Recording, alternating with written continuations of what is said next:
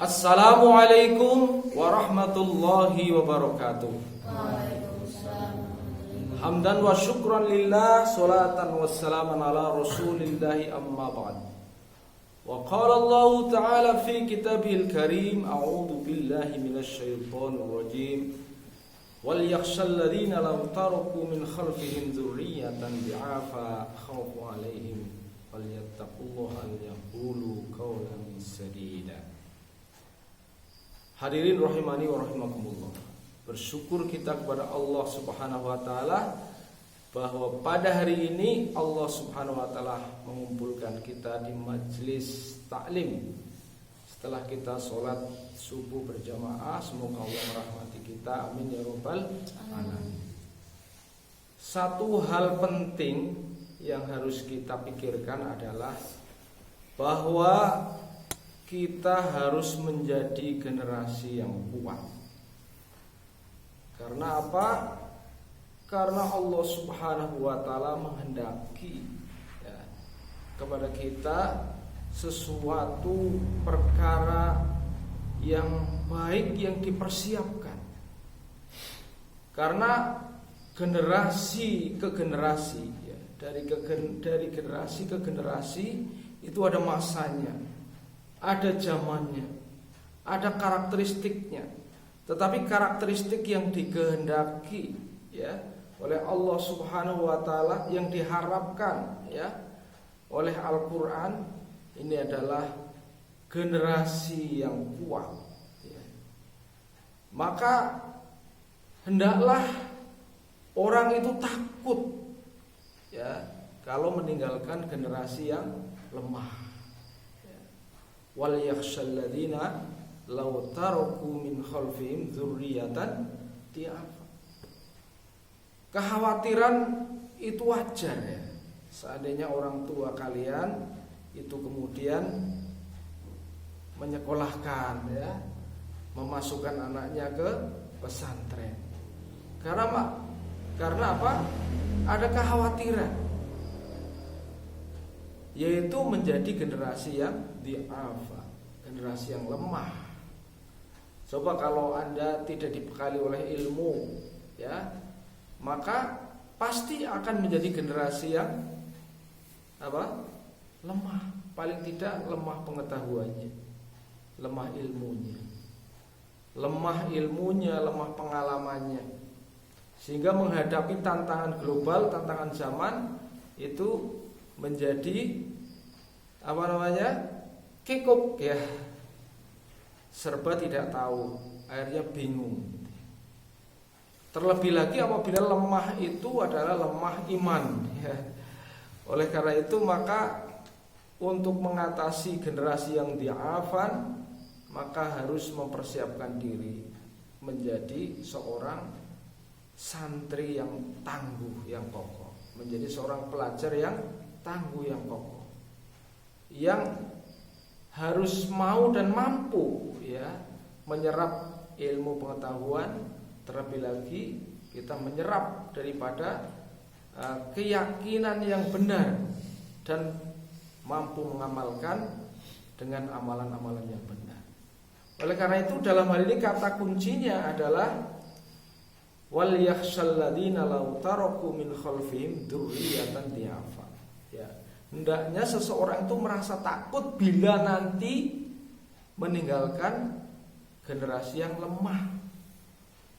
Dan inilah motivasi orang tua kalian ke sini adanya rasa tanggung jawab sebagai seorang tua, yaitu supaya anaknya itu tidak termasuk golongan generasi yang lemah, adalah generasi yang tangguh,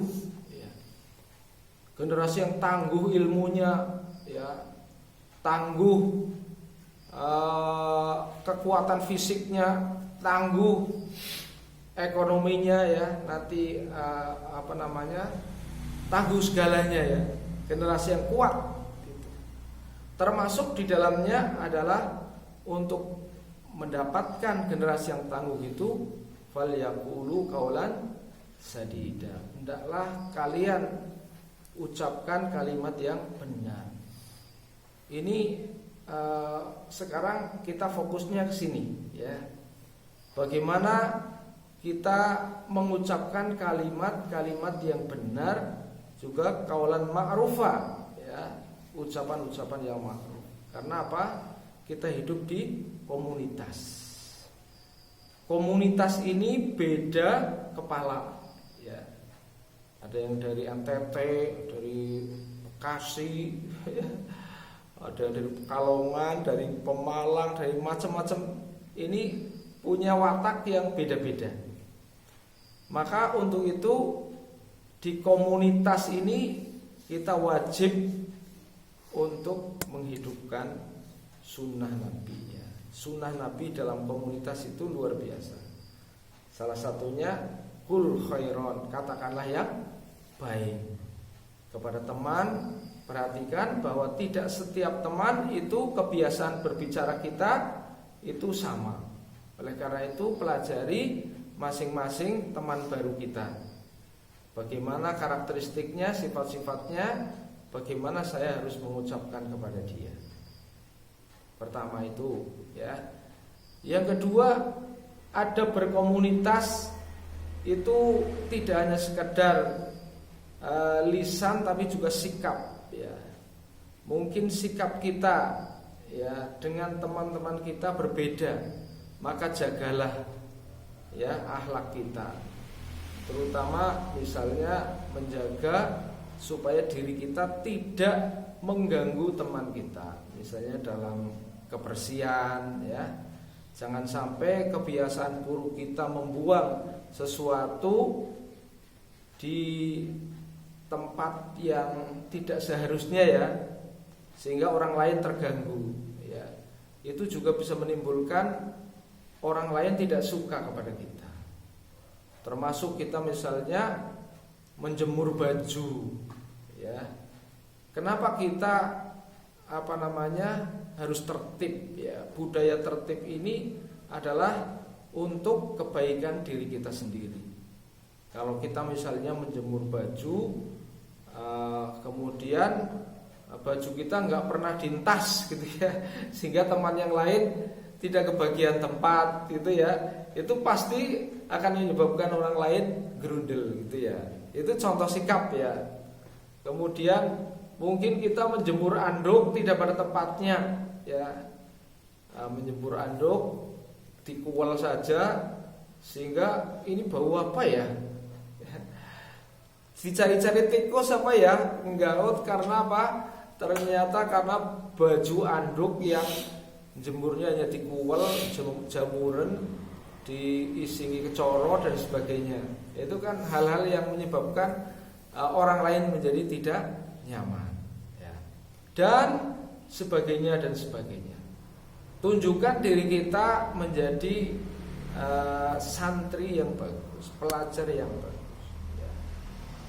Mengapa kita harus memberikan contoh ya, terutama pada diri kita sendiri, supaya apa yang kita lakukan itu bermanfaat dan menjadi asbab kebaikan teman yang lain.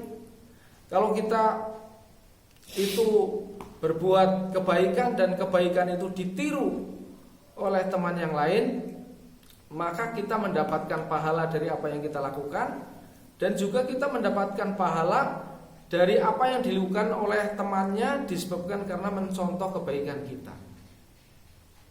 Misalnya melihat Mas Bahri kalau jemur rajin banget ya, maka tiru-tiru kebaikan.